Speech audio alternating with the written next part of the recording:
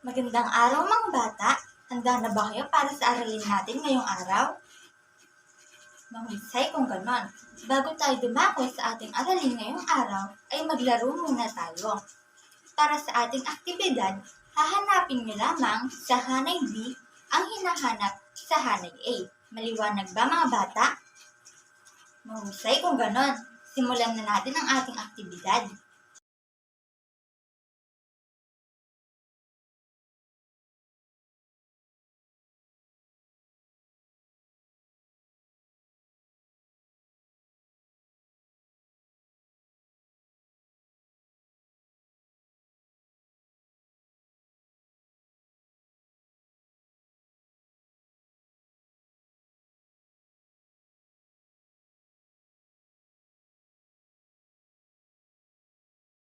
Mahusay mga bata, halata nga nag-enjoy kayo sa ating aktibidad ngayong araw.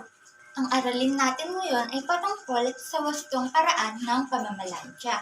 Pero bago tayo dumako sa ating aralin, ay narito ang ating mga layunin. Ang pamamalansya ay isang uri ng pag-aalis ng mga lukot sa damit na dulot ng paglalaba at para bumalik ito sa dating hugis at anyo. Magiging maayos lamang ang pamamalansya kung ihahanda muna natin ang mga kagamitan sa pamamalansya. Meron ba kayong idea kung ano ang mga kagamitan sa pamamalansya? Mahusay! Ang mga kagamitan sa pamamalansya ay tulad ng, syempre, plancha, plantsahan, at iba pa.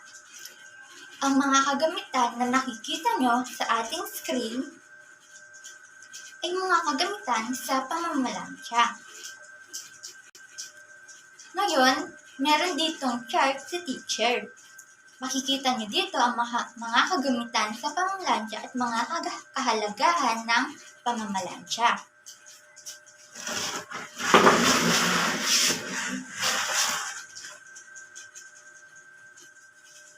Mga kagamitan sa pamamalansya at mga kahalagahan ng pamamalansya.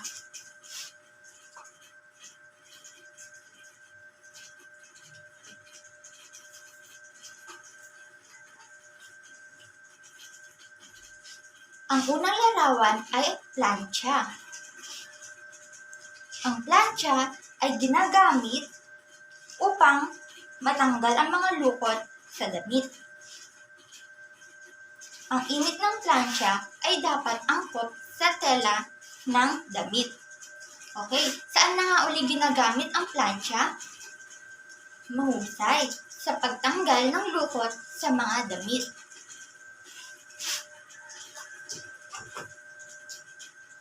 Ang pangalawang larawan naman ay ang plantsahan o pakabayo. Ang plantsahan o pakabayo, ito ang sumusuporta sa plancha at patungan ng damit na paplantsahin. Ano na nga uli ang ginagawa ng plantsahan o pakabayo? Mahusay, ito ang patungan ng plancha at ng mga damit na paplantsahin.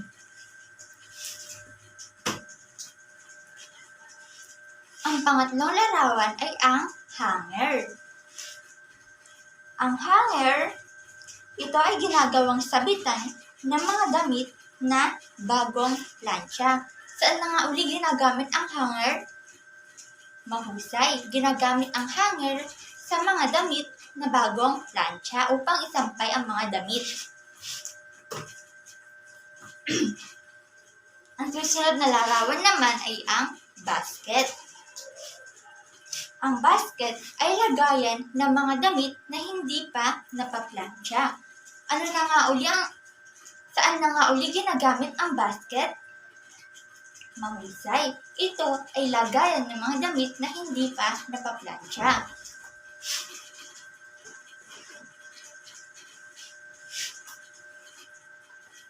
Ang susunod na larawan naman ay ang spray.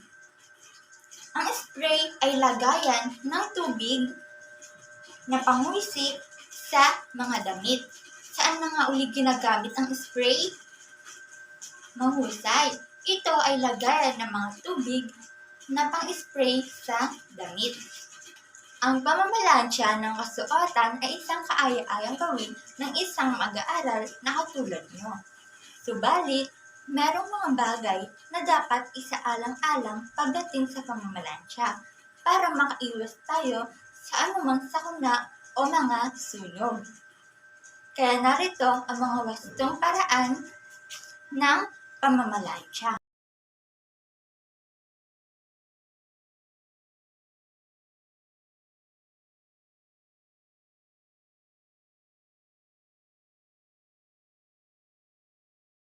Ngayon, dadako naman tayo sa wastong paraan ng pagpaplantsa ng polo. Ngayon, dumako naman tayo sa wastong pagpaplantsa ng palda. At ngayon naman, dadako tayo sa kahalagahan ng pamamalansya. Meron tayong 3 kahalagahan ng pamamalansya.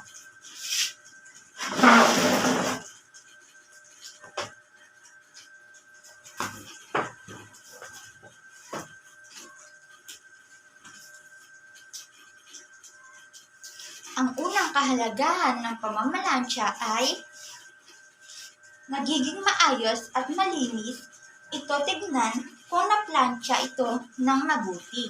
Nagiging maayos daw tignan ang mga damit na naplantsa. Ang pangalawang pamamaraan naman ay naaalis nito ang lukot sa damit at nababalik nito ang dating kinis, ayos at ganda. Pag nagpa-plancha tayo ay naaalis nito ang mga lukot at mas nagiging maayos tayong tingnan o presentableng tingnan. Ang pangatlo naman ay natatanggal nito ang mga hindi kanais-nais na amoy ng damit na dulot ng natirang bakterya o mikrobyo sa lihi ng hindi maayos na paglalaba. Ayun lamang ang 3 wastong paraan ng pamamalansya.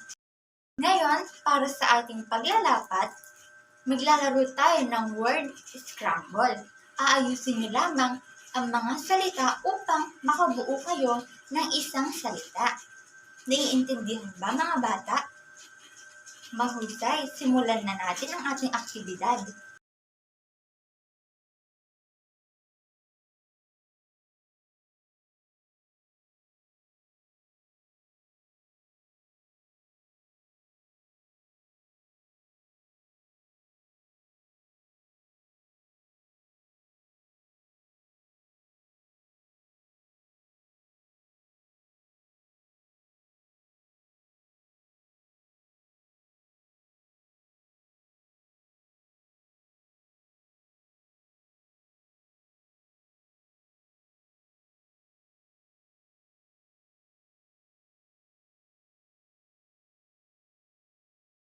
At para naman sa ating pagtataya, sagutan ito ng tahimik sa inyong mga upuan.